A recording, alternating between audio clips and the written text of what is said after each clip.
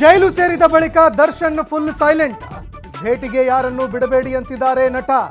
ಕಾರಾಗೃಹದಲ್ಲಿ Hindi cinema ಮಾತ್ರ ವೀಕ್ಷಣೆ.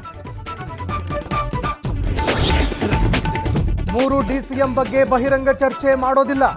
ಎಲ್ಲ ಹೈಕಮಾಂಡ್ ತೀರ್ಮಾನ ಎಂದ ಡಿಕೆಶಿ. ಕೆಪಿಸಿಸಿ ಅಧ್ಯಕ್ಷರ ಬದಲಿಸೋದಾದ್ರೆ ಬದಲಿಸಲಿ ಎಂದು ಟಾಂಟ್. ಕೆಲವೇ ಕ್ಷಣಗಳಲ್ಲಿ ದೆಹಲಿಗೆ ಸಿಎಂ ಭೇಟಿ. ಸಂಜೆ ರಾಜ್ಯದ ನೂತನ ಸಂಸದರು ಸಚಿವರ ಜೊತೆ ಸಭೆ. ನೀರಾವರಿ ಸಮಸ್ಯೆ ಅನುದಾನದ ಕುರಿತು ಚರ್ಚೆ.